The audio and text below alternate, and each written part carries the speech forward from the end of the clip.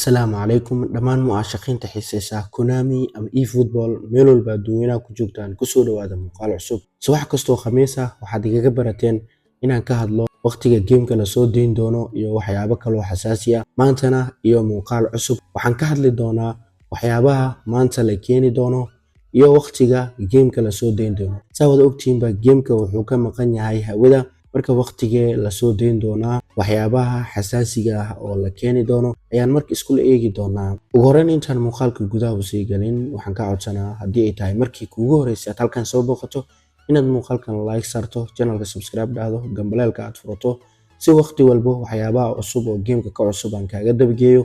Haddii aad horey noogu sartay in aad u mahadsantahay muuqaalka like sar si share garay si saaxiibo wanaagsan sida adigoo kaleeto aan u helno.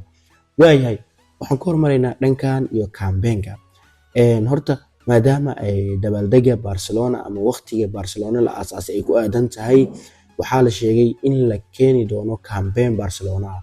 Campaign-kan aad u jeedo oo Barcelona ah ayaa la filayaa in maanta la keeno. Maalinta ay u badatay maanta in la keeno ayaa la filayaa campaign-kan Barcelona ah. Campaign-ka labaad oo la filayaa in la keeno waxaa waaye Black Friday.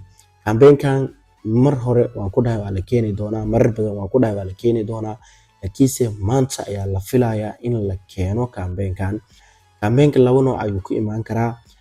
Wuxuu kaloo ku imaan karaa asoo sidaan ah oo markaasi 200 oo coins markaasi lagu faa'iidayo ama laga helayo. Okay, Barcelona ayadana waxaa laga keeni doonaa sidaan ayadoo markaasi Lamine Yamal hore free lagaaga siinayo oo aad markaasi 70 coins iyo waxyaabo yar aad markaasi ka faa'iideyso. Ragga oo Barcelona laga keeni karo waxaa kamid ah raggan oo halkan had ugu jeedaan ayaa kamid ah ragga la filayo in ay Barcelona markaasi laga keeno. Waayahay waxaan isla eegi doonaa dhanka iyo players of the week-yada. Intaan players of the week-yada aan tagin waxaa laga yaabaa markii campaign-ka Barcelona ah la keeno free-gan in marka ciyaarta soo galaysidba hore lagaa siiyo. Free-gan ayaa hore lagaa siin doonaa haddii ciyaarta sidaas loo galaba.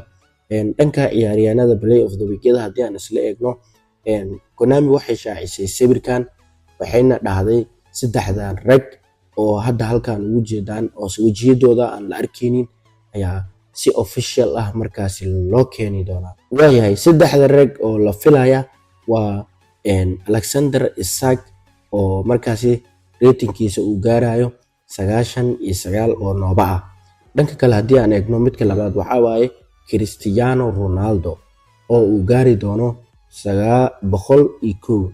95 ayuu ku bilaaban doonaa wuxuu toos u gaari doonaa 101.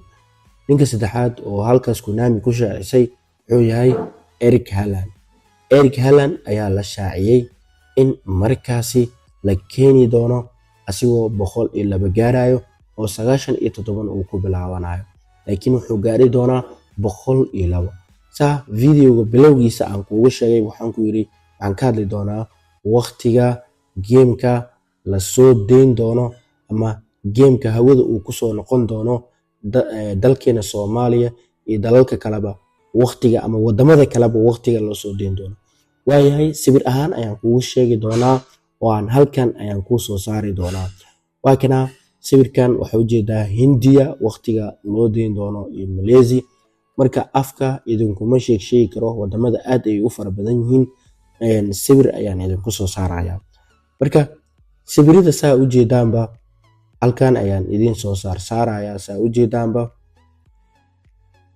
Haddaba dhankan ayaad ka eegaysaa dalkeena Soomaaliya ama wadankeena. Gameka waxaa loo soo deyn doonaa 5 saac oo maalinimo ayaa loo soo deyn doonaa.